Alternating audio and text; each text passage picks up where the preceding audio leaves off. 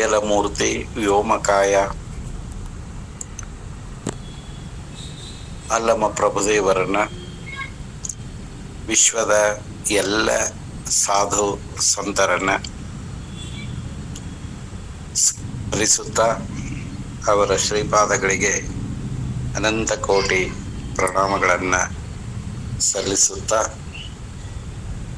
ಇಲ್ಲಿ ಸೇರಿರುವ ಎಲ್ಲ ಶರಣ ಶರಣೀಯರಿಗೆ ಪ್ರಣಾಮಗಳು.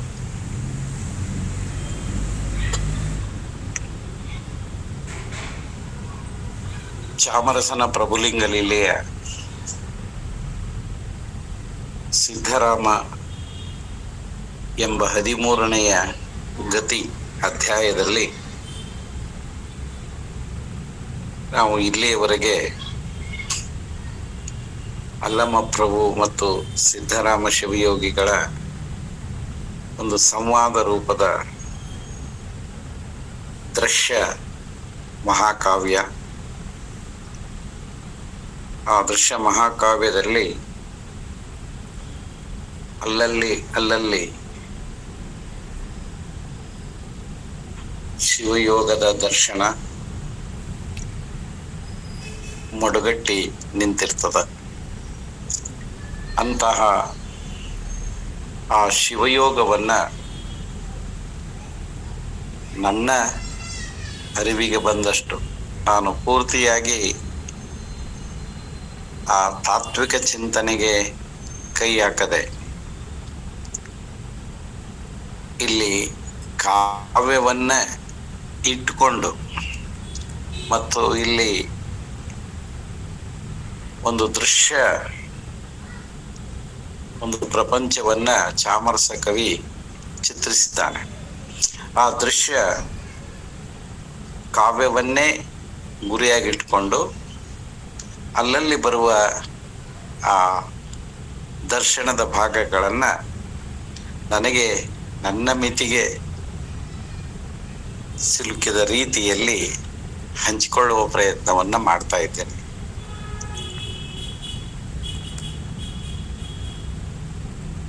ಈಗಾಗಲೇ ಈ ಭಾಗದ ದರ್ಶನವನ್ನ, ತಾತ್ವಿಕ ಚಿಂತನೆಯನ್ನ ಮುರಾಳೆ ಗುರುಗಳು ಶೂನ್ಯ ಸಂಪಾದನೆಯ ಭಾಗದಲ್ಲಿ ಅಲ್ಲಮ ಮತ್ತು ಸಿದ್ಧರಾಮರ ಸಂವಾದವನ್ನ ನಮಗೆ ಉಣಬಡಿಸಿದ್ದಾರೆ.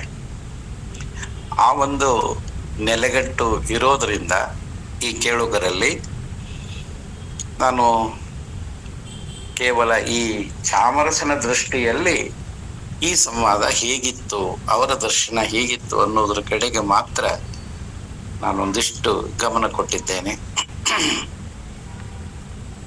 ನಿನ್ನೆಯವರೆಗೆ ಸುಮಾರು 66 ಷಟ್ಪದಿಗಳನ್ನ ನಾವು ನೋಡಿದ್ದೇವೆ. ಇಲ್ಲಿ ಇನ್ನೊಂದು 8 ಷಟ್ಪದಿಗಳು ಮಾತ್ರ ಉಳಿದಿದ್ದಾವೆ. ಅವುಗಳನ್ನ ಇವತ್ತು ಮುಕ್ತಾಯ ಮಾಡಿ ನಾಳೆ ಮತ್ತೆ ಶೂನ್ಯ ಸಂಪಾದನೆಯ ಮಹಾದರ್ಶನಕ್ಕೆ ನಾವು ನೀವೆಲ್ಲರೂ ಅಣಿಯಾಗುವ ಒಂದು ಘಟ್ಟದಲ್ಲಿ ಇದ್ದೇವೆ.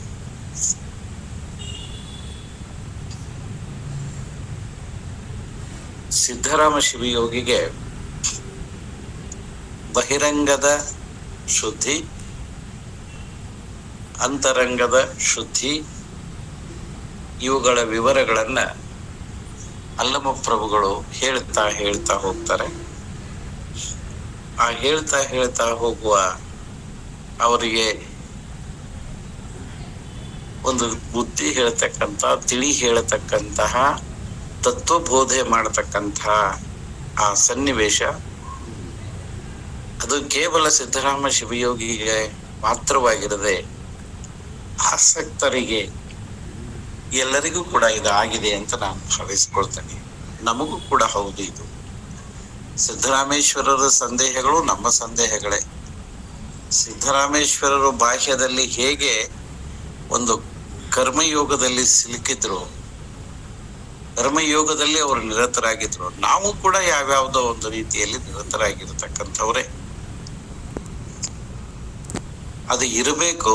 ಆದ್ರೆ ಅದಕ್ಕಿಂತ ಪ್ರಮುಖವಾದಂತಹ ಒಂದು ಯೋಗ, ಶಿವಯೋಗ ಇದೆ ಅನ್ನೋದನ್ನ ತೋರಿಸಿಕೊಡ್ಬೇಕಾಗಿದೆ ಅಲ್ಲಮ ಪ್ರಭುಗಳಿಗೆ. ಹೀಗಾಗಿ ಅವರು ಮೆಲ್ಲನೆ ಅವರ ಮನದ ಕಾಳಿಕೆಗಳನ್ನ, ದೋಷಗಳನ್ನ ಕಳೀತಾ ಸಂಪೂರ್ಣ ಅವರು ಶರಣಾಗತಿ ಹೊಂದಿದ ಮೇಲೆ, ಗುರುವೇ ನೀನೇ ನನಗೆ ಮತಿ, ನೀನೇ ನನಗೆ ಗತಿ, ನನ್ನನ್ನು ಉದ್ಧರಿಸಬೇಕು ಎಂದು ಶರಣಾದ ಮೇಲೆ ಅವರ ಮಸ್ತಕವನ್ನ ಹಿಡಿದೆತ್ತಿ ತಂದೆ ಮಗನನ್ನ ಪ್ರೀತಿಸುವ ರೀತಿಯಲ್ಲಿ ಅವರನ್ನು ಅಪ್ಪಿಕೊಂಡು ಈ ರೀತಿ ಅವರಿಗೆ ಉಪದೇಶ ಮಾಡ್ತಾರೆ. ನಿನ್ನೆನೆ ಕೆಸರಲ್ಲಿ ಬಿದ್ದ ಆನೆ ಅದನ್ನ ಎತ್ತಿ ಆ ಕೆಸರಿನಿಂದ ದಾಟಿಸ್ಲಿಕ್ಕೆ ಸಾಧ್ಯವಿಲ್ಲ.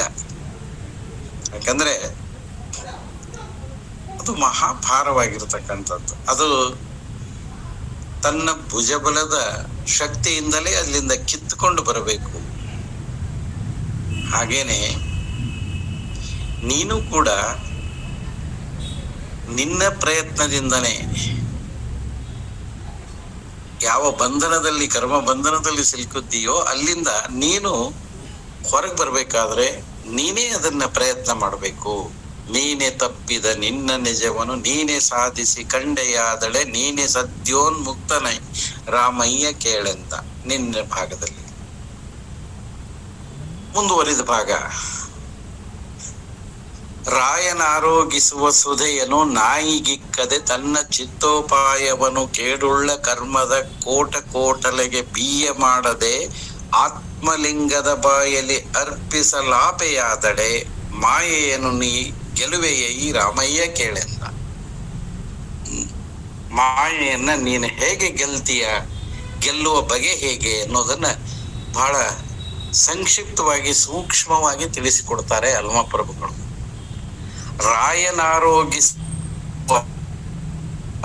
ರಾಜ, ಶ್ರೀಮಂತರು, ದೊಡ್ಡವರು ರಾಯನಾರೋಗಿಸುವ ಸುಧೆಯನ್ನು, ಮೃಷ್ಟಾನ್ನವನ್ನ ಸೇವಿಸ್ತಾರೆ, ಅಮೃತವನ್ನ ಸೇವಿಸ್ತಾರೆ. ಸುಧೆ ಅಂದ್ರೆ ಅಮೃತ. ಅಮೃತಕ್ಕೆ ಸರಿಸಮಾನವಾದ ಆಹಾರವನ್ನ ಅರಸರು, ಆಳರಸರು, ಚಕ್ರವರ್ತಿಗಳು ಸೇವಿಸ್ತಾರಲ್ಲ, ಅದನ್ನ ನಾಯಿಗೆ ಯಾರೂ ಹಾಕೋದಿಲ್ಲ. ರಾಯನಾರೋಗಿಸುವ ಸುಧೆಯನ್ನು ನಾಯಿಗಿಕ್ಕದೆ, ನಾಯಿಗೆ ಹಾಕದೆ ಇರುವಂತೆ, ನಾಯಿಗೆ ಯಾರೂ ಹಾಕೋದಿಲ್ಲ, ಹಾಗೆ ಇರುವಂತೆ ನಿನ್ನ ಚಿತ್ತೋಪಾಯವನ್ನು ಕೇಡುಳ್ಳ ಕರ್ಮದ ಕೋಟಲೆಗೆ ಬೀಯ ಮಾಡದೆ. ಒಂದು ಲೌಕಿಕ ಉದಾಹರಣೆಯನ್ನು ಕೊಟ್ಟು, ನಿನ್ನ ಮನದಲ್ಲಿ ಮೂಡಿದ ನಿನ್ನ ಚಿತ್ತೋಪಾಯವನ್ನು, ನಿನ್ನ ಮನದಲ್ಲಿ ಈಗಾಗಲೇ ಸದ್ಭಾವನೆಗಳು ಮೂಡ್ತಾ ಇದ್ದಾವಲ್ಲ, ಒಳ್ಳೆ ವಿಚಾರಗಳ ಒಂದು ಭಾವನೆ ಶುರುವಾಗಿದೆ. ನಿನ್ನ ಚಿತ್ತೋಪಾಯವನ್ನು ಕೇಡುಳ್ಳ ಕರ್ಮದ ಕೋಟಲೆಗೆ, ಕೋಟ್ಯಾಂತರ ಕೋಟಲೆ ಚಿಂತೆಗಳಿಗೆ ಬೀಯ ಮಾಡದೆ, ವ್ಯಯ ಮಾಡದೆ, ಖರ್ಚು ಮಾಡದೆ ಆತ್ಮಲಿಂಗದ ಬಾಯಲ್ಲಿ ಅರ್ಪಿಸಲು ಆಪೆಯಾದೊಡೆ ನೀ ಮಾಯೆಯನ್ನು ಗೆಲುವೆ. ಯಾವ ರೀತಿ ಅರಸರು ತೆಗೆದುಕೊಳ್ಳುವ ಮೃಷ್ಟಾನ್ನದ ಅಮೃತ ಸಮಾನವಾದ ಭೋಜನವನ್ನು ನಾಯಿಗೆ ಹೇಗೆ ಹಾಕುವುದಿಲ್ವೋ, ಹಾಗೆಯೇ ನಿನ್ನ ಚಿತ್ತದಲ್ಲಿ, ನಿನ್ನ ಮನದಲ್ಲಿ ಇರುವಂತಹ ಸದ್ಭಾವನೆ, ಆ ವಿಚಾರಗಳನ್ನ, ಆಲೋಚನೆಗಳನ್ನ, ಕೆಡಕನ್ನು ಉಂಟು ಮಾಡತಕ್ಕಂತ ಈ ಕರ್ಮದ ಕೋಟಿ ಸಂಖ್ಯೆಯ ಚಿಂತೆಗಳಿಗೆ ಬಳಸದೆ, ನಿನ್ನ ಆಲೋಚನೆಗಳು ರಾಜ ಮಹಾರಾಜರ ಮೃಷ್ಟಾನ್ನದಂತೆ, ಸುಧೆಯಂತೆ, ಅಮೃತದಂತೆ, ಅಲ್ಲಿ ನಾಯಿಗೆ ಹೇಗೆ ಹಾಕೋದಿಲ್ವೋ ಹಾಗೆ ನೀನು ಇಂತಹ ಕೆಟ್ಟ ಹವ್ಯಾಸಗಳಿಗೆ, ಕೆಟ್ಟ ಚಿಂತನೆಗಳಿಗೆ, ಲೌಕಿಕದ ಈ ಒಂದು ಕರ್ಮ ಬಂಧನಕ್ಕೆ ಸಿಲುಕುವ ಹಾಗೆ ಮಾಡಬೇಡ. ಹಾಗೆ ನೀನು ಮಾಡದೇ ಇದ್ದರೆ, ಬಿಯ ಮಾಡದೆ, ವ್ಯಯ ಮಾಡದೇ ಇದ್ದರೆ ಆ ವ್ಯಯ ಮಾಡದೆ ಏನ್ ಮಾಡಬೇಕು? ವ್ಯಯ ಮಾಡದೆ ಆತ್ಮಲಿಂಗದ ಬಾಯಲ್ಲಿ ಅರ್ಪಿಸಲಾಪೆಯಾದಡೆ, ಲಿಂಗದ ಮುಖದಲ್ಲಿ ಅದನ್ನ ನೀನು ಅರ್ಪಿಸಿದೆಯಾದರೆ, ನಿನ್ನ ಅಂತರಂಗದ ಸಕಲ ಸರ್ವ ಭಾವನೆಗಳನ್ನ ಆಲೋಚನೆಗಳನ್ನ ನೀನು ಅಲ್ಲಿ ಅರ್ಪಿಸಿದೆಯಾದಡೆ ಮಾಯೆಯನ್ನು ಖಂಡಿತ ನೀನು ಗೆಲ್ಲುತ್ತೀಯ. ಅದಕ್ಕಾಗಿ ನೀನು ಮಾಯೆಯನ್ನು ಗೆಲ್ಲುವ ವಿಧಾನ ಕೇಳಿದ್ದೆ, ಇದು ಸರಳ ವಿಧಾನ. ಅದಕ್ಕೆ ರಾಮಯ್ಯ ಈ ರೀತಿ ನೀನು ಮಾಡಬೇಕು ಅಂತ ಹೇಳ್ತಾನೆ. ಅಂದ್ರೆ ಸಂಪೂರ್ಣವಾಗಿ ಈ ಬಾಹ್ಯದ ಲೌಕಿಕದ ಖ್ಯಾತಿ ಲಾಭ ಆಸೆಯ ಕರ್ಮಗಳನ್ನ ಬಿಡು, ನಿನ್ನ ಮನದಲ್ಲಿ ಇರ್ತಕ್ಕಂಥ ಆಲೋಚನೆಗಳನ್ನ ಆ ಕಡೆಗೆ ಬಿಡು, ಈ ಕಡೆ ಹಾಕು ಅಂತ ಹೇಳುವ ಮಾತಿದು. ಇಷ್ಟು ಹೇಳಿ ಅದರ ಹಾಗೆ ಮುಂದುವರಿತದೆ ಇದು ತತ್ವಬೋಧೆ. ಕರಣಗಳು ಕೈಗೂಡಿದಾಗಲೇ ಮರಣವನ್ನು ಗೆಲಕಲಿತು ಸಂತತ ಚರಣ ಪದದಲ್ಲಿ ನಿಂದು ಪರಮಾನಂದ ಸುಖದಿಂದ ಪರಿಣಮಿಸಿ ನಿರ್ಲೋಪನಾಗಿರುತ್ತಿರಲು ಬಲ್ಲೊಡೆ. ಬಳಿಕ ನೀನೇ ಪರಮನಪ್ಪುದು ತಪ್ಪದೈ ರಾಮಯ್ಯ ಕೇಳೆಂದ. ಪರಮನಪ್ಪುದು, ನೀನೇ ಪರಮಾತ್ಮನಾಗ್ತೀಯ, ನೀನೇ ಪರಶಿವನಾಗ್ತೀಯ, ನೀನೇ ಆ ಬೆಳಕಾಗ್ತೀಯ, ಸತ್ಯವಾಗ್ತೀಯ, ಎಲ್ಲವೂ ನೀನೇ ಆಗ್ತೀಯ. ಯಾವಾಗ? ನಿರ್ಲೋಪನಾಗಿರುತ್ತಿರಲು. ನಿರ್ಲೋಪ, ನಿಸ್ಸಂಗವಾಗೋದು. ಹಾಗಾಗ್ಬೇಕಾದ್ರೆ ಏನಾಗ್ಬೇಕು? ಕರಣಗಳು ಕೈಗೂಡಿದಾಗಲೇ. ಕರಣಗಳು ಮನ ಬುದ್ಧಿ ಚಿತ್ತ ಅಹಂಕಾರ ಕೈಗೂಡಿದಾಗಲೇ, ಕೈವಶವಾದಾಗಲೇ, ನಿನ್ನ ಹತೋಟಿಯಲ್ಲಿ ಇದ್ದಾಗ, ಅವುಗಳನ್ನ ಕೈವಶ ಮಾಡಿಕೊಂಡು ಹತೋಟಿಯಲ್ಲಿದ್ದುಕೊಂಡು ಮರಣವನ್ನು ಗೆಲಕಲಿತು ಸಂತತ ಶರಣ ಪದದಲ್ಲಿ ನಿಂದು, ಸದಾ ಶರಣ ಸ್ಥಳದಲ್ಲಿ ಹಂತದಲ್ಲಿ ನೀನು ನಿಲ್ಲಬೇಕು. ಇದು ಶರಣ ಪದ. ಸಟಸ್ಥಳದಲ್ಲಿ 5ನೇಯ ಲಾಸ್ಟ್ ಬಟ್ 1 ಅಂತ ಹೇಳ್ತೀವಿ. ಐಕ್ಯ ಸ್ಥಳದ ಬಾಗಿಲು ಶರಣ ಸ್ಥಳ. ಇನ್ನೇನು ಮುಂದಿಂದು ಐಕ್ಯನಾಗೋದು, ಆ ಪರವಸ್ತುವಿನೊಳಗೆ ಒಂದಾಗೋದು, ಅದರ ಹಿಂದಿನ ಸ್ಥಳ. ಅಲ್ಲಿ ಒಂದಾಗೆ ಬಿಟ್ರೆ ಈ ಲೌಕಿಕದ ಕೆಲವು ಕರ್ತವ್ಯಗಳು ಇರ್ತವೆ, ಕಾರ್ಯಗಳು ಇರ್ತವೆ. ಆ ಒಂದಾಗುವ ಮುನ್ನ ಶರಣ ಪದದಲ್ಲಿ ನೀನ್ ನಿಲ್ಬೇಕು ಅಂತ ಹೇಳ್ತಾನೆ. ಐಕ್ಯ ಪದದಲ್ಲಿ ನಿಲ್ಲು ಅನ್ನೋದಿಲ್ಲ, ಶರಣ ಸರ್ವಶ್ರೇಷ್ಠ ಪದವಿ. ಆ 5ನೇಯ ಸ್ಥಳ ನಮ್ಮ ಶರಣರು. ಶರಣ ಅಂದ್ರೆ ಏನು? ಇದನ್ನು ಬಹಳ ವಿವರವಾಗಿ ಮುರಾಳೆ ಗುರುಗಳು ಅದ್ಭುತವಾಗಿ ವಿವರಿಸಿದ್ದಾರೆ. ನಾವು ಸುಮ್ಮನೆ ಎಲ್ಲರಿಗೂ ಶರಣು ಶರಣು ಶರಣು ಶರಣು ಅಂತೇವಿ, ಶರಣರೇ ಅಂತೀವಿ. ಆದ್ರೆ ಅದು ಅಷ್ಟು ಸರಳವಾದಂತಹ ಸಹಜವಾದಂತಹ ಪದವಿ ಅಲ್ಲ. ಅದಕ್ಕೆ ಬಹಳಷ್ಟು ಒಂದು ಕ್ವಾಲಿಫಿಕೇಶನ್ ಅಂತೀವಲ್ಲ, ಅವು ಬೇಕು, ಅರ್ಹತೆಗಳು ಬೇಕು. ಅದಕ್ಕೆ ಲಕ್ಷಕ್ಕೊಬ್ಬ ಭಕ್ತ, ಕೋಟಿಗೊಬ್ಬ ಶರಣ ಅಂತ ಹೇಳೋದು ಚನ್ನಬಸವಣ್ಣವರು. ಅದಕ್ಕೆ ಹೇಳ್ತಾರೆ, ಗುರು ಲಿಂಗ ಜಂಗಮಕ್ಕೆ ಸಕಲವನ್ನೂ ಅರ್ಪಿಸಿದವನೇ ಶರಣ. ಆ ಅರ್ಥದಲ್ಲಿ ಆ ಪರಶಿವನಿಗೆ ತನ್ನನ್ನು ಸಂಪೂರ್ಣವಾಗಿ ಸಮರ್ಪಿಸಿಕೊಂಡವನು. ಬಹಳ ಸುಮ್ಮನೆ ಸರಳವಾಗಿ ಹೇಳೋದಾದ್ರೆ ಇನ್ನೂ ಬಹಳಷ್ಟು ಆಳವಾಗಿ ಇದೆ ಅದು. ಅದಕ್ಕಾಗಿ ಇದ್ರ ಬಗ್ಗೆ ನಮ್ಮ ತೋಂಟದ ಸಿದ್ಧಲಿಂಗ ಶಿಬಿಗಳು ಒಂದು 5-6 ವಚನಗಳಲ್ಲಿ ಬಹಳ ಅದ್ಭುತವಾಗಿ ಹೇಳ್ತಾರೆ. ಅತ್ಯಂತ ಪರಿಶುದ್ಧವಾದ ಅಂಗವೇ ಶರಣ ಅಂತ ಹೇಳ್ತಾರೆ ಅವರ ವಚನಗಳಲ್ಲಿ ಬರ್ತಕ್ಕಂಥದ್ದು. ಅಂತಹ ಶರಣ ಪದದಲ್ಲಿ ನಿಲ್ಲಬೇಕಾದ್ರೆ ಕರಣಗಳು, ಈ ನಾಲ್ಕು ಕರ್ಣಗಳೇನಿದಾವಲ್ಲ ಇವುಗಳನ್ನ ಕರ್ಣಗಳು ಕೈಗೂಡಿದಾಗಲೇ ಮರಣವನ್ನು ಗೆಲ್ಲಕಲಿತು. ಇಲ್ಲಿ ಒಂದು ಮಾತು ಬರ್ತದೆ, ಮರಣವನ್ನು ಗೆಲ್ಲೋದಂದ್ರೆ ಏನು? ಮರಣ ಗೆಲ್ಲಬೇಕು ಗೆಲ್ಲಬೇಕು ಗೆಲ್ಲಬೇಕು ಅಂತ ಹೇಳ್ತಾರಲ್ಲ, ಮರಣವನ್ನ ಗೆಲ್ಲೋದಂದ್ರೆ ಏನು? ಈ ಮರಣವನ್ನ ಗೆಲ್ಲೋದು ಅಂದ್ರೆ ನಮ್ಮ ಶರಣರ ಇನ್ನೊಂದು ನುಡಿ ಇದೆ, ಮರಣವೇ ಮಹಾನವಮಿ. ಮರಣವನ್ನ ಗೆಲ್ಲೋದು ಅಂತಂದ್ರೆ ಈ ಸಾವು ಅನ್ನೋದು ಖಚಿತ, ಹುಟ್ಟು ಆಕಸ್ಮಿಕ. ಖಚಿತವಾದ ಸಾವಿಗೆ, ಆ ಮರಣಕ್ಕೆ ಹೆದರುವ ಪ್ರಶ್ನೆ ಇಲ್ಲ. ನಾವೆಲ್ಲ ಹೆದರುತ್ತೇವೆ, ಭವಿಗಳಾಗಿದ್ದೇವೆ. ಶರಣರು ಸಾವನ್ನ ಸ್ವಾಗತಿಸ್ತಾರೆ. ಸಾವು ನಿಜವಾಗಿಯೂ ಕೂಡ, ಮರಣ ನಿಜವಾಗಿಯೂ ಕೂಡ ನಮ್ಮನ್ನ ಮುಕ್ತಿ ಮಾರ್ಗದ ಕಡೆಗೆ ಕರೆದೊಯ್ಯುವ ಸಾಧನ. ಅದನ್ನ ಅವರು ಬಹಳ ಪ್ರೀತಿಯಿಂದ ಸ್ವಾಗತಿಸ್ತಾರೆ. ಅದನ್ನು ಮರಣವನ್ನು ಗೆಲ್ಲುವುದು ಗೆಲ್ಲುವುದು ಅಂತಂದ್ರೆ ಏನು? ಅದ್ರ ಜೊತೆಗೆ ಯುದ್ಧ ಮಾಡೋದಲ್ಲ,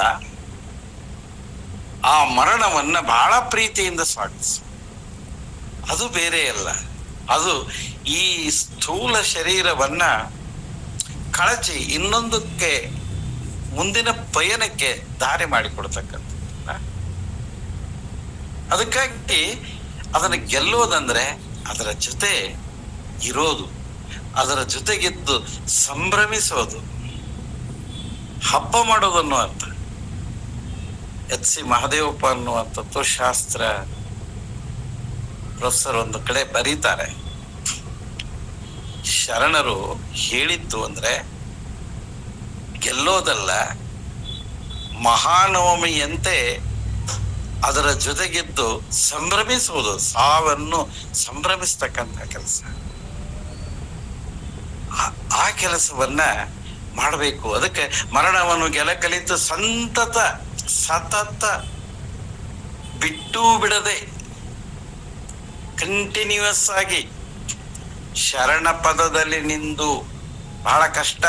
ಈ ಸ್ಥಳಗಳನ್ನು ಮಾಡಿರ್ತಾರಲ್ಲ, ಈ ಸ್ಥಳಗಳನ್ನು ಒಂದೊಂದಾಗಿ ಏರ್ತಾ ಹೋಗ್ಬೇಕಲ್ಲ. ಭಕ್ತ ಮಹೇಶ ಪ್ರಸಾದ್ ಪ್ರಾಣಲಿಂಗಿ ಶರಣಾಕ್ಯ ಹೀಗೆ ಹೋದಾಗ ಶರಣ ಪದದಲ್ಲಿ ಇದ್ದಾಗ ಭಕ್ತನೂ ಇರ್ತಾನೆ, ಮಹೇಶನೂ ಇರ್ತಾನೆ, ಪ್ರಾಣಲಿಂಗಿಯೂ ಇರ್ತಾನೆ, ಎಲ್ಲವೂ ಇರ್ತಾನೆ. 4 ಪದಗಳು ಸ್ಥಳಗಳು ಅವನು ಅಂದ್ರೆ ಭಕ್ತನಾಗಿ ನಂದು ಮುಗೀತು, ಮಹೇಶನಾದ ಮೇಲೆ ಭಕ್ತನ ಕೆಲಸ ಮಾಡೋ ಹಾಗಿಲ್ಲ ಅಂತಲ್ಲ. ಅವೆಲ್ಲವುಗಳು ಇರ್ತವೆ. ಅವು ಎಲ್ಲವುಗಳ ಒಂದು ಕ್ರೋಢೀಕರಣವೇ, 4ರ ಕ್ರೋಢೀಕರಣವೇ 5ನೇದ್ದು ಶರಣ. ಈ 5ರ ಕ್ರೋಢೀಕರಣವೇ ಐಕ್ಯ ಸ್ಥಿತಿ. ಅದಕ್ಕಾಗಿ ಯಾವಾಗಲೂ ಶರಣ ಪದದಲ್ಲಿ ನಿಲ್ಲಬೇಕು, ಅದನ್ನ ಪಾಲಿಸ್ಬೇಕು, ಆ ಸಾಧನೆಯ ಮಾರ್ಗವನ್ನು ಬಿಡಬಾರದು. ಸಂತತ, ಅದಕ್ಕೆ ಹೇಳ್ತಾನೆ, ಸತತ ನಿರಂತರವಾಗಿ ಶರಣ ಪದದಲ್ಲಿ ನಿಂದು ಪರಮಾನಂದ ಸುಖದಿಂದೆ ಪರಿಣಮಿಸಿ. ಆ ಪದದಲ್ಲಿ, ಆ ಸ್ಥಳದಲ್ಲಿ ನಿಂತಾಗ ತೃಪ್ತಿ ಯಾವುದರಿಂದ? ಪರಮಾನಂದದ ಸುಖ. ದೈಹಿಕ ಅಲ್ಲ ಇದು ಅನುಭಾವಿಕ ಸುಖ. ಈ ಪರಮಾನಂದ ಸುಖದಿಂದ ತೃಪ್ತನಾಗಿ ಮುಂದೆ ಹೇಳ್ತಾರೆ, ನಿರ್ಲೋಪನಾಗಿರುವುದು. ನಿರ್ಲೋಪನಾಗಿರುವುದು ಅಂತಂದ್ರೆ ನಿಸ್ಸಂಗಿಯಾಗಿರುವುದು. ನಿಸ್ಸಂಗಿಯಾಗಿರುವುದು.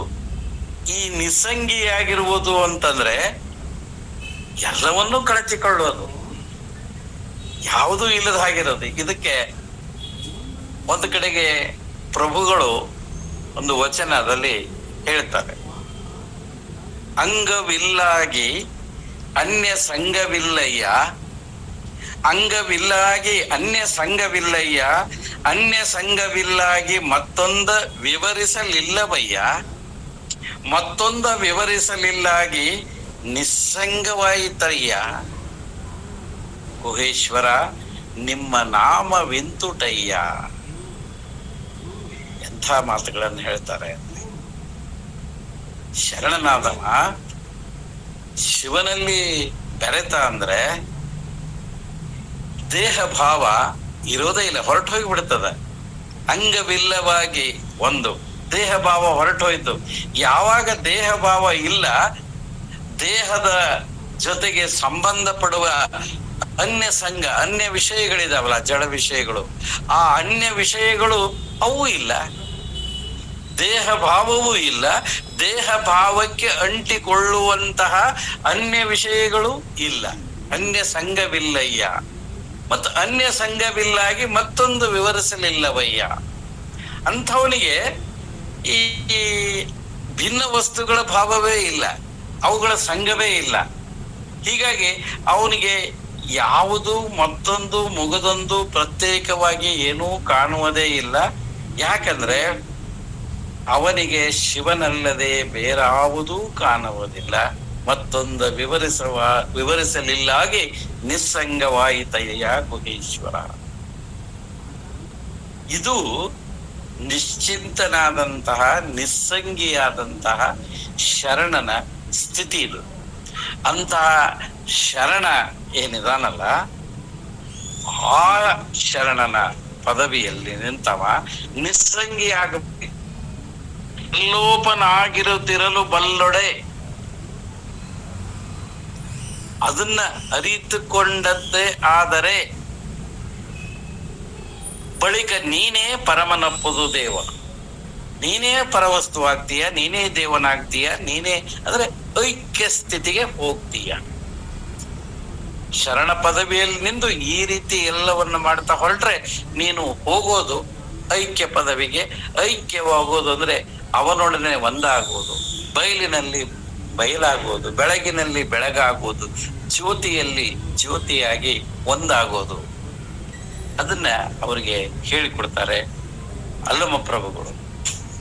ಹಲವು ಮುಖದಲ್ಲಿ ಮುಂದೆ ಹಲವು ಮುಖದಲ್ಲಿ ಹರಿವ ಮನವನ್ನು ನಿಲ್ಲಿಸುವುದು ಲಿಂಗದಲ್ಲಿ, ಲಿಂಗದ ಹೊಲವ ತಿಳಿದು ಆ ಪ್ರಾಣಲಿಂಗವನ್ನರಿದು ಚೆನ್ನಾಗಿ ತಿಳಿದು ತೃಪ್ತಿ ಸ್ಥಾನದಲ್ಲಿ ನಿರ್ಮಳದ ಜ್ಯೋತಿರ್ಲಿಂಗವನ್ನು ನೆಲೆಗೊಳಿಸ ಕಲಿತೊಡೆ ನೀನೇ ಸುಖೆಯೇ ರಾಮ ಕೇಳೆಂದ. ಇಲ್ಲಿ ನೀನು ಸುಖಿಯಾಗತೀಯ, ಏನು ಕಲಿಬೇಕು ಅಂತ ಲಿಂಗಾಂಗ ಸಾಮರಸ್ಯವನ್ನು ಕುರಿತು ಹೇಳ್ತಾರೆ. ಹಲವು ಮುಖದಲ್ಲಿ ಹರಿವ ಮನವನ್ನು ಲಿಂಗದಲ್ಲಿ ನೆಲೆಗೊಳಿಸುವುದು, ನಿಲ್ಲಿಸುವುದು ಲಿಂಗದಲ್ಲಿ. ಎಲ್ಲ ಕಡೆಗೆ ನಮ್ಮ ಮನಸ್ಸು ಹರಿದಾಡ್ತದ, ಚಲಿಸ್ತದ, ಹೋಗ್ತದ, ಬರ್ತದ. ಇಂಥ ಮನವನ್ನ ಯಾವ ಕಡೆ ಬೇಕಾ ಕಡೆ ಹರಿತದ. ಈ ಮನ, ಬುದ್ಧಿ, ಚಿತ್ತ, ಅಹಂಕಾರ ಇವುಗಳ ಈ ಕರಣಗಳ ಸಹಾಯದಿಂದ ಎಲ್ಲ ಕಡೆಗೂ ಹರಿದಾಡ್ತದಲ್ಲ. ಆ ಹರಿವ ಮನಸ್ಸನ್ನ ಎಲ್ಲಿ ನಿಲ್ಲಿಸಬೇಕು ಅಂತಂದ್ರೆ ಲಿಂಗದಲ್ಲಿ ನಿಲ್ಲಿಸಬೇಕು. ಆ ನಾಲ್ಕರ ಉದ್ದೇಶ, ಮನದ ಉದ್ದೇಶ, ಆ ಮನವನ್ನ ಕೇಂದ್ರೀಕರಿಸುವುದು ಅಲ್ಲಿ. ಹಲವು ಮುಖದಲ್ಲಿ ಹರಿವ ಮನವನ್ನು ನಿಲ್ಲಿಸುವುದು ಲಿಂಗದಲ್ಲಿ, ಲಿಂಗದ ಹೊಲಬ ತಿಳಿದು, ಹೊಲಬ ಅಂದ್ರೆ ದಾರಿ. ಇಲ್ಲಿ ಇಷ್ಟಲಿಂಗ ಸ್ಥೂಲ ದೇಹಕ್ಕೆ, ಸೂಕ್ಷ್ಮ ದೇಹಕ್ಕೆ ಪ್ರಾಣಲಿಂಗ, ಸ್ಥೂಲ ಸೂಕ್ಷ್ಮ ಕಾರಣ ಶರೀರಕ್ಕೆ ಭಾವಲಿಂಗ. ಸ್ಥೂಲ ದೇಹಿಯಾಗಿರ್ತಕ್ಕಂಥ ನಾವು ಇಷ್ಟಲಿಂಗವನ್ನ ಧಾರಣೆ ಮಾಡಿರ್ತೇವೆ. ಇಷ್ಟಲಿಂಗವನ್ನ ಪೂಜಿಸ್ತಕ್ಕಂಥ ಸಂದರ್ಭದಲ್ಲಿ ನಮ್ಮ ಮನಸ್ಸು ಸಂಪೂರ್ಣವಾಗಿ ಇಷ್ಟಲಿಂಗದಲ್ಲಿ ನಿಲ್ಲಬೇಕು. ನಿಲ್ಲಿಸುವುದು ಲಿಂಗದಲ್ಲಿ, ಲಿಂಗದ ಹೊಲಬ ತಿಳಿದು, ಹಾಗೆ ನಿಲ್ಲಿಸಿದ ಮುಂದಿನ ದಾರಿ ಪ್ರಾಣಲಿಂಗವನ್ನರಿದು ಚೆನ್ನಾಗಿ ತಿಳಿದು ತೃಪ್ತಿ ಸ್ಥಾನದಲ್ಲಿ ನಿರ್ಮಳದ ಜ್ಯೋತಿರ್ಲಿಂಗವನ್ನು ನೆಲೆಗೊಳಿಸ ಕಲಿತಡೆ. ಇಷ್ಟಲಿಂಗದಿಂದ ಪ್ರಾಣಲಿಂಗಕ್ಕೆ ದಾರಿವೆ. ಲಿಂಗದ ಹೊಲಬ ತಿಳಿದು ಆ ಪ್ರಾಣಲಿಂಗವನ್ನರಿದು, ಅಲ್ಲಿ ಆ ಸೂಕ್ಷ್ಮ ದೇಹದಲ್ಲಿ ಆ ಪ್ರಾಣಲಿಂಗ ಇದೆ, ಅದನ್ನು ಅರಿಬೇಕು, ತಿಳಿಬೇಕು. ಚೆನ್ನಾಗಿ ತಿಳಿದು ಹೇಗೆ ಇಷ್ಟಲಿಂಗದಲ್ಲಿ ಹರಿಯುವ ಆ ಮನವನ್ನ ನಿಲ್ಲಿಸಿ ಕೇಂದ್ರೀಕರಿಸಿ ಸಾಧನೆ ಮಾಡಿದಾಗ ಅಲ್ಲಿ ನಿನಗೊಂದು ಮಾರ್ಗ ದಾರಿ ಸಿಗುತ್ತದ. ಆ ಮಾರ್ಗದಲ್ಲಿ ಸಿಕ್ಕ ಮೇಲೆ ಮುಂದೆ ಪ್ರಯಾಣ ಮಾಡಿದಾಗ ನಿನಗೆ ಪ್ರಾಣಲಿಂಗ ಅರಿದು ಅದು ಇದೆ ಅಂತ ಗೊತ್ತಾಗ್ತದ. ಅದನ್ನ ಚೆನ್ನಾಗಿ ತಿಳಿದು ಅದನ್ನ ಅರಿತುಕೊಂಡು ತೃಪ್ತಿ ಸ್ಥಾನವನ್ನು ಅರಿತು ನಿಜವಾದ ತೃಪ್ತಿ ಯಾವುದು, ಸುಖ ಯಾವುದು ಅನ್ನೋದನ್ನ ಅರಿತುಕೊಳ್ಳಬೇಕು. ಪ್ರಾಣಲಿಂಗದ ಆರಾಧನೆ ಆಗಬೇಕು. ಇಷ್ಟಲಿಂಗದ ಧ್ಯಾನ, ಪ್ರಾಣಲಿಂಗದ ಧ್ಯಾನ. ಆ ಪ್ರಾಣಲಿಂಗದ ಧ್ಯಾನದ ನಂತರ ನಿರ್ಮಳದ ಜ್ಯೋತಿರ್ಲಿಂಗವನ್ನು ನೆಲೆಗೊಳಿಸ ಕಲಿತೊಡೆ. ಆವಾಗ ಗುರುಗಳು ಹೇಳಿದ ಹಾಗೆ ಒಂದು ನಿರ್ಮಲವಾದ ಜ್ಯೋತಿ ಬೆಳಗ್ಲಿಕ್ಕೆ ಆರಂಭವಾಗ್ತದೆ. ಅದು ಮಿನುಕು ಜ್ಯೋತಿ. ಆ ಜ್ಯೋತಿ ಬೆಳಗ್ತದ. ಆ ಜ್ಯೋತಿ ಯಾವಾಗ ಬೆಳಗುತ್ತದನೋ ನಿರ್ಮಳದ ಜ್ಯೋತಿರ್ಲಿಂಗವನು, ಅದು ಜ್ಯೋತಿ ಸ್ವರೂಪವಾದ ಲಿಂಗ. ಆ ಜ್ಯೋತಿ ಸ್ವರೂಪವಾದ ಲಿಂಗವನ್ನ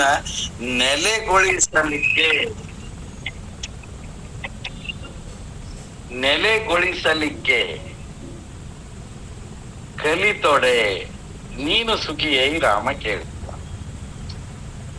ಆ ಭಾವಲಿಂಗವನ್ನ ಸ್ಥಿರವಾಗಿರಿಸಲಿಕ್ಕೆ ನೀನು ಕಲಿತ್ರೆ ನೀನೇ ಪರಮ ಸುಖಿ ಆಗ್ತಾ ಇದ್ದೀಯಾ ಅಂತಕ್ಕಂಥ ಮಾತನ್ನ ಹೇಳ್ತಾರೆ. ಹಾಗೆ ಹೇಳುವಾಗ ಇಲ್ಲೊಂದು ಮಾತು ನೆನಪಾಗ್ತದೆ. ಈ ವಿಚಾರವಾಗಿ ಸಿದ್ದರಾಮನ ಪ್ರಸಂಗದಲ್ಲಿನೇ ಶೂನ್ಯ ಸಂಪಾದನೆಯ ಪರಾಮರ್ಶೆಯಲ್ಲಿ ಬರೀತಾರೆ.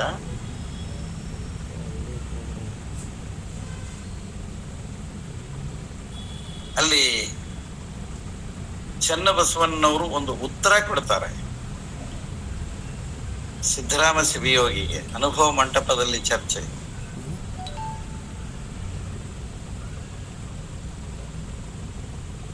ಕಾಯದ ಕರಸ್ಥಲದಲ್ಲಿ ಒಳಗಿಂದ ವಿಜಯಂಗೈದ ಇಷ್ಟಲಿಂಗ ಎಂದೆನ್ನುವ ಈ ಕುರುಹಿ ಹಿಡಿದು ಅರಿಯಬೇಕೆನ್ನುವ ಕಷ್ಟವಾದರೂ ಏಕೆ ಚನ್ನಬಸವಣ್ಣ?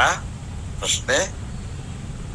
ಸಿದ್ದರಾಮಯ್ಯ ತನ್ನಿಂದ ಭಿನ್ನವಾಗಿರುವ ಬಾಹ್ಯವಾಗಿರುವ ಯಾವ ಕುರುಹನ್ನು ಯಾವ ಕೈಯಲ್ಲಿಯೂ ಹಿಡಿಯದೆ ತಾನು ಲಿಂಗವನ್ನು ಅರಿತುಕೊಂಡ ಮೇಲೆ, ಅಂದ್ರೆ ಭಾವಲಿಂಗವನ್ನ ಪ್ರಾಣಲಿಂಗದಿಂದ ಭಾವಲಿಂಗವನ್ನ ಅರಿತುಕೊಂಡಿದ್ರೆ ಮತ್ತೇಕೆ ಕುರುಹಿನ ಹಂಗು ಚನ್ನಬಸವಣ್ಣ, ಮತ್ತೇಗ ಇಷ್ಟಲಿಂಗದ ಹಂಗು ಅಂತ ಒಂದು ಪ್ರಶ್ನೆ, ಒಂದು ಸಂದೇಹ ಕೇಳಿದಾಗ ಚನ್ನಬಸವಣ್ಣವರು ಹೇಳ್ತಾರೆ, ಆಚಾರ ಅಂಗದ ಮೇಲೆ ಆಯತವಾದುದೇ ಇಷ್ಟಲಿಂಗ, ಆ ಇಷ್ಟಲಿಂಗವಿಡಿದಿಹುದೇ ಪ್ರಾಣಲಿಂಗ ಸ್ವಾಯತ. ಆ ಪ್ರಾಣಲಿಂಗ ಉದಯಿಸಿದಲ್ಲದೆ ಇಷ್ಟಲಿಂಗವ ಕಾಣಬಾರದು. ಈ ಭೇದವ ಭೇದಿಸಬಲ್ಲಡೆ ಕೂಡಲ ಚನ್ನ ಸಂಗಯ್ಯನಲ್ಲಿ ಲಿಂಗೈಕ್ಯ ಕಾಣ ಪ್ರಭುವೇ. ಪ್ರಭುವಿನ ಆನತಿಯಂತೆ ಹೇಳ್ತಾರೆ. ಅಲ್ಲಿ ಅದರ ಸಾರ ಅಷ್ಟೇ. ಈ ಲಿಂಗಾಚಾರ, ಲಿಂಗ ಪೂಜೆ, ಲಿಂಗ ಧ್ಯಾನ, ಲಿಂಗ ಸಮಾಧಿಯ ಘನವಾದ ಗಟ್ಟಿಯೇ ಇಷ್ಟಲಿಂಗ ಅಂತ ಬರೀತಾರೆ. ಲಿಂಗಾಚಾರ, ಲಿಂಗ ಪೂಜೆ, ಲಿಂಗ ಧ್ಯಾನ, ಲಿಂಗ ಸಮಾಧಿಯ ಘನ ಗಟ್ಟಿಯೇ ಇಷ್ಟಲಿಂಗ. ಅದನ್ನು ಬಿಡು ಹಾಗೆ ಇಲ್ಲ ಅಂತ. ಅದು ಶಿವಯೋಗ ಸಾಧನೆಗೆ ಮಹಾ ಮಾರ್ಗ ತೋರಿಸ್ಕೊಡ್ತಕ್ಕಂಥದ್ದು. ಅದನ್ನ ಬಿಟ್ರೆ ನಮಗೆ ಯಾವುದೇ ರೀತಿಯಿಂದ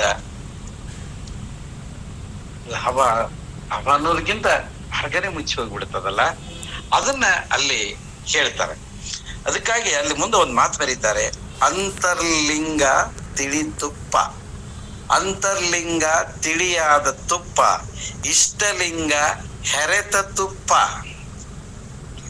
ಅಂತರ್ಲಿಂಗ ತಿಳಿದುಪ್ಪ, ಇಷ್ಟಲಿಂಗ ಹೆರೆದುಪ್ಪ, ಅದು ನಿಷ್ಕಲ ನಿರಾಕಾರ. ಯಾವುದು? ಆ ಅಂತರ್ಲಿಂಗ ಅದು ನಿಷ್ಕಲ ನಿರಾಕಾರ, ಇದು ಸಕಲ ಸಾಕಾರ ಇಷ್ಟಲಿಂಗ. ಸದ್ಗುರುನಾಥ ಕರುಣಿಸಿ ಅಂತರ್ಲಿಂಗ ಹೆರೆತು ಗಟ್ಟಿಯಾಗಿ ಅಂಗೈಗೆ ಬಂದು ಆಚಾರದ ಕಂಪು ಗುರುಲಿಂಗದ ಪರಿಮಳ ಒಂದಾಗಿ ಇಷ್ಟಲಿಂಗವೆನಿಸಿಕೊಂಡಿರುವಾಗ ಸಾಕಾರದ ನಿರಾಕಾರವೆಂದೊರಿದು ಅಂಗ ಲಿಂಗ ಸಂಬಂಧವಿಲ್ಲದವರ ಸಂಘ ಭಂಗವೆಂದು ಕೂಡಲ ಚನ್ನಸಂಗನ ಶರಣರು ಮೆಚ್ಚರಯ್ಯ ಪ್ರಭುವೆ. ಹೀಗೆ ಅಲ್ಲಿ ಅವರ ಮನದ ಸಂದೇಹವನ್ನು ನಿವಾರಿಸುವಾಗಲೂ ಕೂಡ ಈ ಮಾತನ್ನ ಬರೀತಾರೆ. ಹಾಗೆ ಇದನ್ನ ಕಲಿತ್ರೆ ನೀನು ಈ ಮೂರು ಶರೀರಗಳು, ಈ ಮೂರು ಲಿಂಗಗಳು ಕೊನೆಗೆ ಒಂದಾಗುವ ಭಾವ. ಹಿಂದಿನ ತತ್ವ ಬೋಧನೆಯಲ್ಲಿ ಶರಣ ಪದದಲ್ಲಿ ನಿಂತು ನೀನು ಈ ರೀತಿ ನಿಂತ್ರೆ ನೀನು ಪರಮನಾಗ್ತೀಯ, ಐಕ್ಯ ಸ್ಥಿತಿಗೆ ಹೋಗ್ತೀಯ ಅಂತ ಹೇಳಿದಾಗ ಆ ಹೋಗುವ ಸ್ಥಿತಿಯ ಮುಂದುವರಿದ ಭಾಗವೇ ಇದು. ಇಷ್ಟಲಿಂಗದಿಂದ ಪ್ರಾಣಲಿಂಗ, ಪ್ರಾಣಲಿಂಗದಿಂದ ಭಾವಲಿಂಗ, ಅಲ್ಲಿ ತೃಪ್ತಿಯಾಗೋದು, ಅಲ್ಲಿ ಜ್ಯೋತಿ ರೂಪದಲ್ಲಿ ಆ ಪರಶಿವನನ್ನ ಕಾಣೋದು, ಅದು ಪರಮ ಸುಖಿ ಆಗ್ತಾ ಇದೆಯ. ಮುಂದೆ ಕಾಗುದುರೆಗೆ ಅತ್ಯಂತ ಶಿಕ್ಷೆಗಳಾಗಬೇಕಲ್ಲದೆ ವಿಚಾರಿಸಲು ಆ ಗರುವ ಜಾತ್ಯಶ್ವಗೊಂದೇ ರಾಯರಾವುತನ ರಾಘೆ ವಾಘೆಯೇ ಸಾಲದೆ ಸಬುದಾಗಮಂಗಳ ಶಿಕ್ಷೆ ನಿನಗಿನ್ನೇವುವವು ಸಂಸ್ಕಾರಿ ನೀನೇ ರಾಮ ಕೇಳೆಂದ. ಇಲ್ಲಿ ಮತ್ತೊಂದು ಉದಾಹರಣೆಗಳು. ಕಾಗುದುರೆಗೆ ಅತ್ಯಂತ ಶಿಕ್ಷೆಗಳಾಗಬೇಕೆಲ್ಲದೆ ವಿಚಾರಿಸಲು. ಕಾಗುದುರೆ ಅಂತಂದ್ರೆ ಒಂದು ಕೆಟ್ಟ ಕುದುರೆ, ನೀಚ ಕುದುರೆ. ಈ ಕೆಟ್ಟ ಕುದುರೆ ಅಥವಾ ನೀಚ ಕುದುರೆ ಅಂದ್ರೆ ಹದ್ದು ಬಸ್ಸಿನಲ್ಲಿ ಇಡಲಾರದ ಒಂದು ಕುದುರೆ. ಆ ಕುದುರೆಗೆ, ಕಾಗುದುರೆಗೆ ಅತ್ಯಂತ ಶಿಕ್ಷೆಗಳಾಗಬೇಕೆಲ್ಲದೆ, ಅದಕ್ಕೆ ತರಬೇತಿ ಆಗ್ಬೇಕಂದ್ರೆ ಶಿಕ್ಷೆ ಆಗ್ಬೇಕು, ತರಬೇತಿಗೊಳಿಸ್ಬೇಕಾದ್ರೆ ಕಷ್ಟ ಆಗ್ತದೆ. ಆ ಶಿಕ್ಷೆ ಬೇಕು ವಿಚಾರ ಮಾಡಿದ್ರೆ ಅಂಥದಕ್ಕೆ ಬೇಕಾಗ್ತದ. ಆದರೆ ಗರುವ ಜಾತ್ಯಾಶ್ವ, ಜಾತ್ಯಾಶ್ವ ಅಂತಂದ್ರೆ ಜಾತಿ ಕುದುರೆ ಅಂತ ಹೇಳ್ತೀವಿ. ಜಾತಿಯ ಕುದುರೆಗೆ ಅಂದ್ರೆ ಶ್ರೇಷ್ಠವಾದ ಒಂದು ತರಬೇತಿ ಹೊಂದಿರತಕ್ಕಂಥ ಕುದುರೆಗೆ ರಾಯ ರಾವುತನ ರಾಘೆ ವಾಗೆಯ ಸಾಲದೆ. ರಾಯ ಅಂದ್ರೆ ಅರಸ, ರಾವುತ ಅಂದ್ರೆ ಕುದುರೆ ಸವಾರ. ಒಬ್ಬ ಕುದುರೆ ಸವಾರ ಅಥವಾ ಅದನ್ನ ಹತ್ತತಕ್ಕಂತಹ ಒಬ್ಬ ಅರಸ, ಅವರು ವಾಘೆ ಅಂದ್ರೆ ತಡಿ, ಕಡಿವಾಣ, ರಾಘೆ ತೊಡೆ, ಕುದುರೆಯನ್ನ ಮೇಲೆ ಹತ್ತಿ ಓಡಿಸುವಾಗ ಆ ಕುದುರೆ ಸವಾರ ತನ್ನ ಎರಡೂ ತೊಡೆಗಳಿಂದ ಅದಕ್ಕೆ ಅಮುಕ್ತಾನೆ. ಅದಕ್ಕೆ ಆ ಮುಂದಿನ ಕಾಲಿನ ಹತ್ರ ಒಂದು ಹಿಂಗ ಅಮುಕ್ತಾನೆ, ಅಂದ್ರೆ ನಡಿ ಅಂದ ಹಾಗೆ. ಅಷ್ಟು ಹೇಳಿದ್ರೆ ಸಾಕು. ಒಂದು ತೊಡೆಯಿಂದ ಅದನ್ನ ಅಮುಕೋದು, ಇನ್ನೊಂದು ಆ ಕಡಿವಾಣದಿಂದ ಅದನ್ನ ಸೂಚನೆ ಕೊಡೋದು, ಎಳೆಯೋದು. ಇಷ್ಟಾದ್ರೆ ಸಾಕು, ಅದು ತನ್ನ ಗಮನವನ್ನ ಸೇರಿ ಬಿಡ್ತದ. ಆದ್ರೆ ನೀಚ ಕುದುರೆಗೆ ಹಂಗ ಮಾಡ್ಲಿಕ್ಕೆ ಬರುವುದಿಲ್ಲ. ಹೀಗಾಗಿ ಇಲ್ಲಿ ಏನ್ ಹೇಳಬೇಕಿದೆ ಅಲ್ಲಮ್ಮ ಪ್ರಭುದೇವರಿಗೆ ಅಂದ್ರೆ, ನೀನು ಈಗಾಗಲೇ ಜಾತ್ಯಶ್ವನಾಗಿದ್ದೀಯ, ನೀನು ಎಲ್ಲವನ್ನು ಕಳ್ಕೊಂಡಿದ್ದೀಯ, ಅದನ್ನ ಜಾತ್ಯಶ್ವನಾಗಿದ್ದೀಯ. ಅದಕ್ಕಾಗಿ ಹೇಳ್ತಾನೆ, ಸಬುದ ಆಗಮಂಗಳ ಶಿಕ್ಷೆ ನಿನಗಿನ್ನೇಗುವು ಸಂಸ್ಕಾರಿ ನೀನೇ ರಾಮ ಕೇಳೆಂದ. ಸಬುದ, ಶಬುದ ಶಬ್ದ, ಮಾತು, ಆಗಮಗಳು, ಆಗಮಾದಿಗಳ ಆ ಪುಸ್ತಕ ಇದಾವಲ್ಲ, ಗ್ರಂಥಸ್ಥ ಆಗಮಗಳು, ಅಲ್ಲಿ ಶಬ್ದಗಳಿದಾವೆ, ಮಾತುಗಳಿದಾವೆ. ಅಂತ ಶಬ್ದ ಆಗಮಗಳ ಶಿಕ್ಷೆ ನಿನಗೆ ಬೇಕಾಗಿಲ್ಲ, ಅದರ ಉಸಾಬರಿನೂ ನಿನಗೆ ಬೇಡ. ಆ ಗ್ರಂಥಸ್ಥ ಆಗಮಗಳ ಉಪದೇಶ ನಿನ್ನಂಥವರಿಗೆ ಅಗತ್ಯವಿಲ್ಲ. ಇನ್ನೇವು ಸಂಸ್ಕಾರಿ, ನೀನ್ ಈಗಾಗಲೇ ಸಂಸ್ಕಾರವಂತನಾಗಿರುವೆ, ನೀನೇ ರಾಮ ಕೇಳೆಂದ. ನೀನಾಗಲೇ ನೀನು ಒಂದು ಈ ಸಂಸ್ಕಾರದ ಹಾದಿಯಲ್ಲಿದ್ದೀಯಪ್ಪ, ಸುಸಂಸ್ಕೃತನಾಗಿದ್ದೀಯ, ನೀನು ಅದೇ ಮಾರ್ಗದಲ್ಲಿ ಮುನ್ನಡೆಯಬೇಕು ಎಂದು ಬಳಿಕ ಏಕಾಂತದಲ್ಲಿ ಮುದದಿಂದಲೊಪ್ಪುವ ಕಾಯಕರಣದ ಸಂದು ಸಂಬಂಧವನ್ನು ಸೂಚಿಸಿ ಜೀವ ಪರಮರನ್ನು ಒಂದು ಮಾಡುವ ಶಕ್ತಿ ಭಕ್ತಿಯ ಹೊಂದಿಕೆಯನ್ನು ಉಪದೇಶ ಮಾಡಿದ ನಂದು ಕರ್ಣದಳು ಅಲ್ಲಮ ಪ್ರಭು ಸಿದ್ದರಾಮಂಗೆ. ಒಂದು ಪದ್ಯದಲ್ಲಿ ಮುಗಿಸಿಬಿಡ್ತಾರೆ.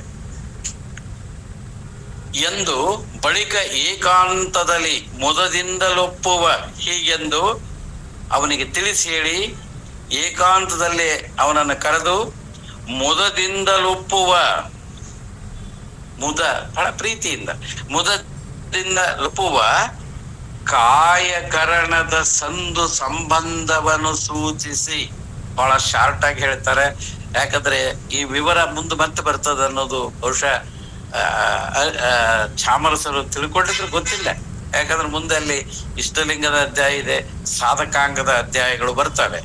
ಅದಕ್ಕಾಗಿ ಇಲ್ಲಿ ಒಂದೇ ವಚನದಲ್ಲಿ ಹೇಳ್ಬಿಡ್ತಾರೆ, ಕಾಯ ಕರಣ, ಕಾಯ ದೇಹ, ಇದಕ್ಕೆ ಅಂಟಿಕೊಂಡಂತಹ ಮನ ಬುದ್ಧಿ ಚಿತ್ತ ಅಹಂಕಾರ ಕರಣಗಳಿದಾವ.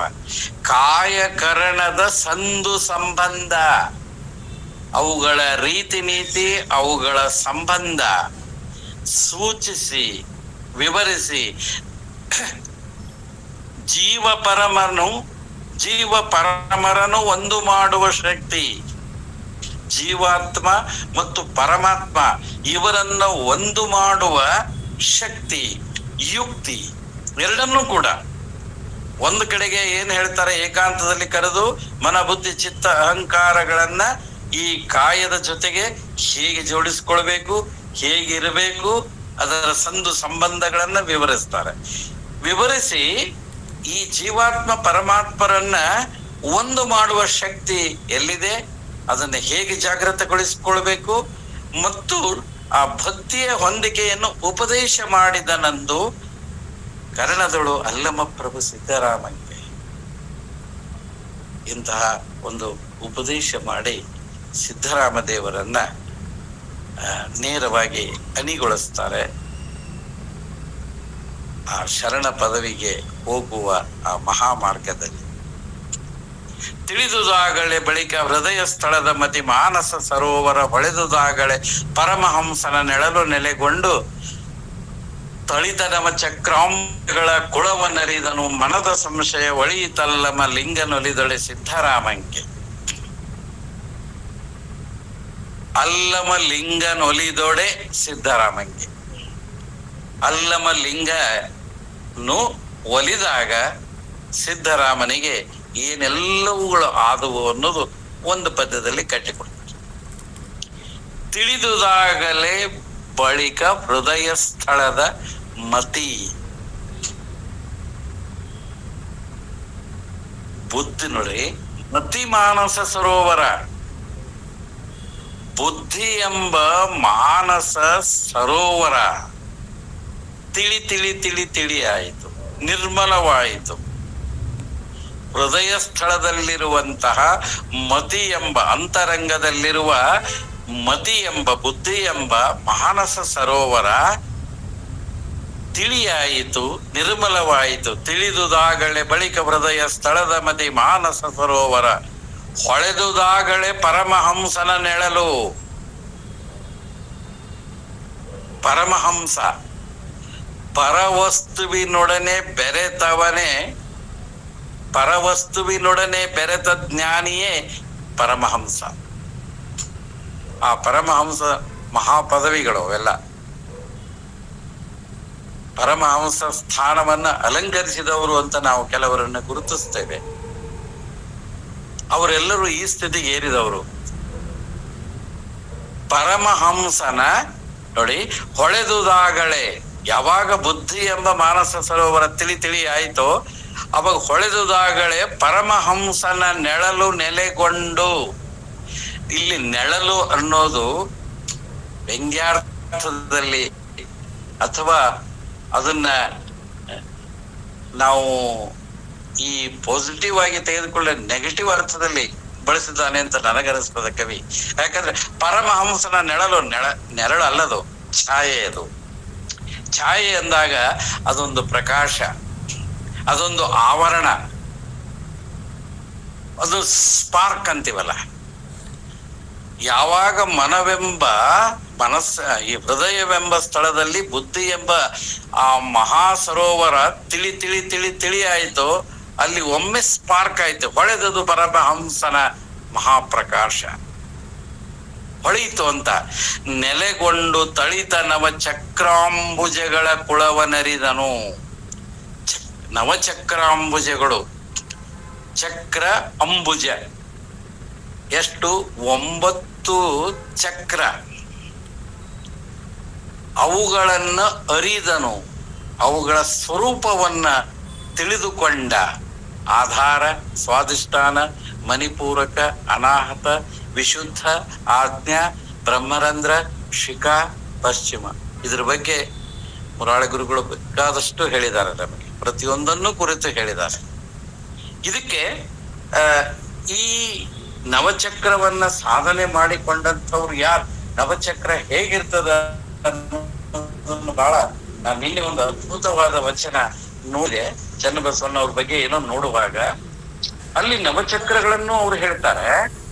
ಜೊತೆಗೆ ಅದಕ್ಕ ಯಾರು ಅಧಿಪತಿಯಾಗಿದ್ರು ಅಥವಾ ಯಾರು ಅದಕ್ಕೆ ಅರ್ಹತೆಯನ್ನ ಗಳಿಸಿದ್ರು ಅನ್ನೋದನ್ನ ಹೇಳ್ತಾರೆ.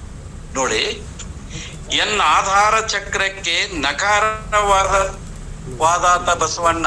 ನಕಾರ ಅಲ್ಲಿ ಮುಂದೆ ನಮ ಶಿವಾಯ ಬರ್ತದ.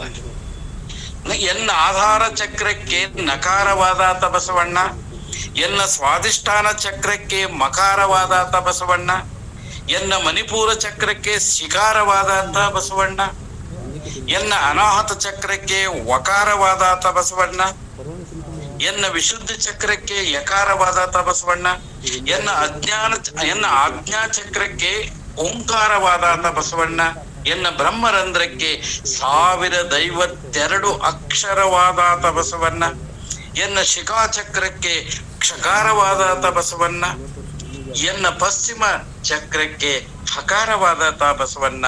ಇಂದಿ ಎನ್ನ ನವಚಕ್ರಗಳಲ್ಲಿಯೂ ನವನಾಳಗಳಲ್ಲಿಯೂ ನವವಿಧ ಲಿಂಗ ಸ್ವರೂಪನಾದಾತ ಬಸವಣ್ಣ. ಇದು ಕಾರಣ ಕೂಡಲ ಚನ್ನ ಸಂಗಯ್ಯನಲ್ಲಿ ನಿಮ್ಮ ತೋರಿ ಎನ್ನ ಸಲಹಿದ ವರಗುರು ಸಂಗನ ಬಸವಣ್ಣನ ಶ್ರೀಪಾದಕ್ಕೆ ಶರಣು ಶರಣೆಂದು ಬದುಕಿದನು ಕಾಣ ಪ್ರಭುವೆ. ಎಂತಹ ಬಸವಣ್ಣನವರ ಬಗ್ಗೆ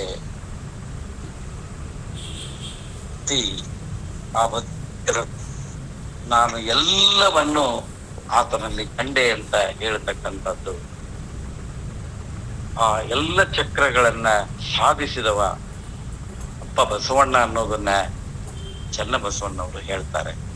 ಅದಕ್ಕೆ ಇಲ್ಲಿ ಸಿದ್ದರಾಮ ಶಿವಯೋಗಿಯು ಕೂಡ ಯಾವಾಗ ಅಲ್ಲಮಲಿಂಗ ಒಲಿದನೋ, ಕೊನೆ ಸಾಲ ಬರ್ತದ, ಅಲ್ಲಮಲಿಂಗನೊಲಿದಾಗ ಇವು ಮೇಲಿನೂ ಎಲ್ಲ ಅದು ಅಂತ. ಅಲ್ಲಮಲಿಂಗನೊಲಿದೊಳೆ ಸಿದ್ದರಾಮಂಗೆ ತಿಳಿದುದಾಗಲೇ ಮಾನಸ ಸರೋವರದ ಒಂದು ಮತೀಯ, ಮಾನಸ ಸರೋವರ ತಿಳಿಯಾಯಿತು, ಪರಮಹಂಸದ ಛಾಯೆ ಪ್ರಕಟವಾಯಿತು, ನವಚಕ್ರಗಳನ್ನ ಅರಿತುಕೊಂಡ. ನವಚಕ್ರಾಂಬುಜಂಗಳ, ಚಕ್ರವೆಂಬ ಕಮಲ, ಅಂಬುಜ, ಆ 9 ಚಕ್ರದ ಆ ಕಮಲಗಳ ಸಮೂಹ ಕುಳವನರಿದನು. ಮನದ ಸಂಶಯ ಒಳಿಯಿತು, ಸಂದೇಹ ಸಂಪೂರ್ಣ ನಿವಾರಣೆಯಾಯಿತು. ಯಾವಾಗ ಅಲ್ಲಮಲಿಂಗನು ಒಲಿದೊಡೆ ಸಿದ್ದರಾಮಂಗೆ. ಯಾವಾಗ ಆ ಮಹಾಗುರು ಒಲಿದು ತತ್ವೋಪದೇಶ ಮಾಡಿದ್ನೋ ಆವಾಗ ಈ ರೀತಿ ಆಯಿತು. ಇಷ್ಟೆಲ್ಲ ಉಪದೇಶ ಮಾಡಿದ ಮೇಲೆ ಈಗ ಮಾತಾಡ್ತಾರೆ ನಮ್ಮ ಸಿದ್ದರಾಮ ಶಿವಯೋಗಿ. ಗುರುವೆ ನಿನ್ನಯ ಚಾರು ಚರಣಾಂಬುರುಹ ಮಕರಂದದಲಿಮಿಗೆ ಮಧುಕರಣ ಪರಿ ನಾನಾದ ಕಾರಣವು ಅನ್ಯ ಭವತಿಮಿರ ಹರಿವ ದಿವ್ಯ ಜ್ಞಾನ ದೀಪಾಂಕುರವನ್ ಅರಿದೆನು ನಿನ್ನ ಕೃಪೆಯಲ್ಲಿ ಪರಮ ಪಾವನ ನಾದೆನೈ ಪ್ರಭು ರಾಯ ಕೇಳೆಂದ. ಗುರುವೇ, ನಿನ್ನ ಮನೋಹರವಾದಂತಹ ಪವಿತ್ರವಾದಂತಹ ಪಾದ ಕಮಲಗಳಲ್ಲಿ ಮಕರಂದ ಹೆಚ್ಚಾಗಿತ್ತು, ನಾನು ದುಂಬಿಯಾಗಿ ಅದನ್ನು ಕುಡಿದು ಬಿಟ್ಟೆ. ಪಾದೋದಕ ಅನ್ನುವ ಶಬ್ದ ಬಳಸ್ತೀನಿ ಇಲ್ಲಿ. ಸಿದ್ದರಾಮ ಶಿವಯೋಗಿ ಹೇಳೋದು, ನಿನ್ನ ಆದ ಕಮಲಗಳಿಂದ ಅಮೃತ ಸಮಾನವಾದ ತತ್ವ ಬೋಧನೆ ಮಕರಂದ ಹೊಮ್ಮಿತು ಹೊಮ್ಮಿತು ಹೊಮ್ಮಿತು. ನಾನು ದುಂಬಿಯಾಗಿ ಅದನ್ನ ಹೀರಿದೆ ಕುಡಿದು ಬಿಟ್ಟೆ ಅಲ್ಲ ಗುರುವೆ ನಿನ್ನೆ ಚಾರು ಚರಣಾಂಬುರ ಮಕರಂದದಲ್ಲಿ ಮಿಗೆ ಮಧುಕರಣ ಪರಿ. ಆ ದುಂಬಿಯ ರೀತಿಯಂತೆ ಕುಡಿದ್ನಲ್ಲ. ನಾನಾದ ಕಾರಣವು ಎನ್ನ ಭವ ತಿಮಿರ ಹರಿಯಿತು. ನನ್ನ ಭವದ ಕತ್ತಲೆ, ತಿಮಿರ ಕತ್ತಲೆ, ಈ ಭವಾವಳಿಯ ಕತ್ತಲೆ ಹರಿದು ಹೋಯಿತು. ಈ ಕಾರಣದಿಂದಾಗಿ ಹರಿಯಿತು. ತಮ್ಮ ಮಕರಂದವನ್ನು ಕುಡಿದೆ, ತಮ್ಮ ಜ್ಞಾನವನ್ನ ನಾನು ಅನುಭವಿಸಿದೆ. ನನ್ನ ಭವದ ಕತ್ತಲೆ ನಿವಾರಣೆಯಾಗುವ ಏನ್ ಕಂಡೆ? ದಿವ್ಯ ಜ್ಞಾನ ದೀಪಾಂಕುರವನರಿದೆನು. ಜ್ಞಾನ ಜ್ಯೋತಿಯ ಕುಡಿಯನ್ನ ಕಂಡೆ. ನನ್ನ ಭವದ ಕತ್ತಲೆಯನ್ನು ಹರಿಯುವ ದಿವ್ಯ ಜ್ಞಾನದ ದೀಪಾಂಕುರ, ದೀಪ ಬೆಳಗುವುದನ್ನ ಅದರ ಕುಡಿಯನ್ನ ಕಂಡೆ, ಅರಿದೆನು. ನಿನ್ನ ಕೃಪೆಯಲ್ಲಿ ಪರಮ ಪಾವನನಾದೆನೈ ಪ್ರಭುರಾಯ ಕೇಳಿಂದ. ನಾನು ಪಾವನನಾದೆ ನಿಮ್ಮ ಕೃಪೆಯಿಂದ ಅಂತ ಬೇಳೆ ಅವರಿಗೆ ವಂದನೆಗಳನ್ನ ಸಲ್ಲಿಸ್ತಾನೆ. ಕವಿ ಹೇಳ್ತಾನೆ ಇನ್ನು 2 ಸಾಲು, ಇನ್ನು 2 ಪದ್ಯ. ಎತ್ತ ಹೋದುದು ಸಿದ್ದರಾಮನ ಮತ್ತತನವು, ಆ ಬಹಿರಂಗದ ಕೃತ್ಯದಲ್ಲಿಯ ಮೋಹ, ಕೀರ್ತಿಯ ಮೇಲನ ಅಭಿಲಾಷೆ, ಕಿತ್ತು ಕೆಡೆದವು ಸಕಲ ಭಾವನೆ, ಚಿತ್ತುವನ ಪುತ್ತಿದ್ದುದು ತತ್ತಡುತ್ತ ಸಂಗವೀಯದೆ ಸುಖವ ನಿಖಿಳರಿಗೆ. ಕವಿಯ 2 ಪದ್ಯಗಳಲ್ಲಿ ಮುಕ್ತಾಯ ಮಾಡುವಾಗ ಹೇಳ್ತಾರೆ, ಎತ್ತ ಹೋದುವೋ ಸಿದ್ದರಾಮನ ಗರ್ವಗಳು, ಬಹಿರಂಗದ ಕಾರ್ಯಗಳ ಮೇಲೆ ಅವನಿಟ್ಟಿರುವ ಮೋಹ, ಕೀರ್ತಿ, ಅಭಿಲಾಷೆ ಎಲ್ಲಿ ಹೋದವು ಅಂತ ಕವಿ ಕೇಳ್ತಾನೆ.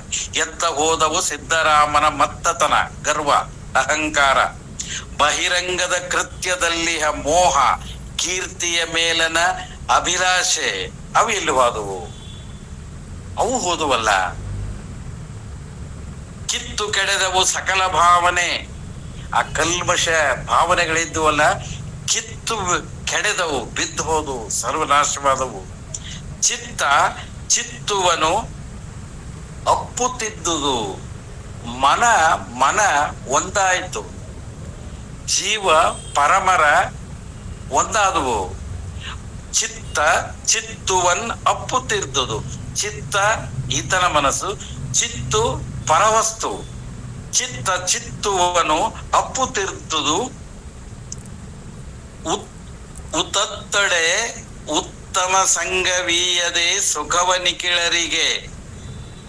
ಉತ್ತಮರ ಸಂಘ ಮಾಡಿದರೆ, ಸಹವಾಸ ಮಾಡಿದರೆ ಅದು ಸುಖವನ್ನು ಕೊಡುವುದಿಲ್ಲವೇ? ಪ್ರಶ್ನೆಯನ್ನ ಚಾಮರಸರಾಗ್ತಾರೆ. ಉತ್ತಮ ಸಂಘವೀಯದೆ ಸುಖವನ್ನು ನಿಖಿಳರಿಗೆ, ಎಲ್ಲರಿಗೂ ಕೊಡುವುದಿಲ್ಲವೇ ಅಂತ ಹೇಳಿ ಮಂಗಳಾಚರಣೆಯಾಗಿ ಆ ಕೊನೆಯ ಈ ಸಂದರ್ಭದ ಈ ಗತಿಯ ಈ ಅಧ್ಯಾಯದ ಕೊನೆಗೆ ಹೇಳ್ತಾರೆ.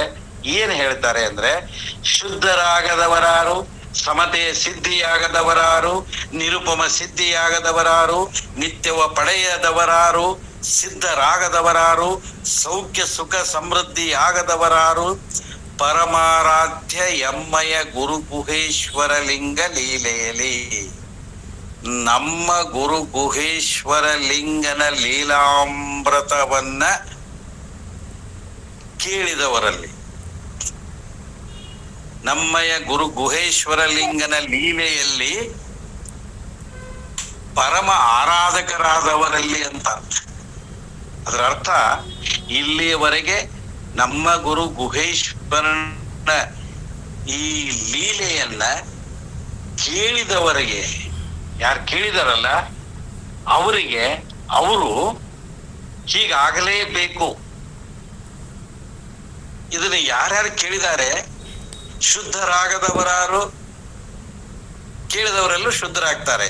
ಸಮತೆಯ ಸಿದ್ಧಿಯಾಗದವರಾರು, ನಿರುಪಮ ಸಿದ್ಧಿಯಾಗದವರಾರು. ಇದನ್ನು ಕೇಳಿದವರಿಗೆ ಒಬ್ಬೊಬ್ಬರಿಗೆ ಒಂದೊಂದು ಒಂದೊಂದು ಒಂದೊಂದು ಹಂತ. ಕೆಲವರಿಗೆ ಶುದ್ಧರಾಗ್ತಾರೆ, ಕೆಲವರು ಸಮತೆಯ ಸಿದ್ಧಿಯನ್ನೇ ಇರ್ತಾರೆ, ಕೆಲವರು ನಿರುಪಮ ಸಿದ್ಧಿ ಶ್ರೇಷ್ಠ ಸಿದ್ಧಿಯನ್ನ ಪಡೀತಾರೆ. ನಿತ್ಯವ ಪಡೆಯದವರಾರು ಆ ಪರಮ ಸ್ಥಿತಿಯನ್ನ ಪಡೀತಕ್ಕಂಥವ್ರು ಇದ್ದಾರೆ. ಸಿದ್ಧರಾಗದವರಾರು ಸಿದ್ಧ ಪುರುಷರಾಗ್ತಾರೆ. ಸೌಖ್ಯ ಸಮೃದ್ಧಿಯಾಗದವರಾರು ಸುಖ ಸಮೃದ್ಧಿಯನ್ನು ಪಡೀತಾ ಇದ್ದಾರೆ. ಈ ಗುರು ಗುಹೇಶ್ವರನ ಲೀಲಾಮೃತವನ್ನ ಕೇಳಿದವರು ಇಲ್ಲಿ ಯಾರ್ಯಾರಿಗೆ ಏನೇನಿದೆಯೋ ಎಲ್ಲವೂ ಇದೆ, ಎಲ್ಲವೂ ಆಗ್ತಾರೆ. ಇದನ್ನು ಕೇಳದೆ ಇದ್ದವರು ಕೇಳಿಯೂ ಕೂಡ ಪಾಪಿಗಳು ಯಾರು ಆಗೋದಿಲ್ಲ ಅಂತ. ಯಾರು ಕೇಳ್ತಾರೆ ಇಷ್ಟೆಲ್ಲ ಆಗ್ತಾರೆ. ಎಲ್ಲವನ್ನೂ ಒಬ್ರು ಆಗ್ಬೋದು, ಎಲ್ಲವನ್ನೂ ಎಲ್ಲವರು ಆಗ್ಬೋದು, ಅಥವಾ ಒಬ್ಬೊಬ್ಬರು ಒಂದೊಂದು ಹಂತವನ್ನು ಕೂಡ ಮುಟ್ಲಿಕ್ಕೆ ಸಾಧ್ಯ ಇದೆ.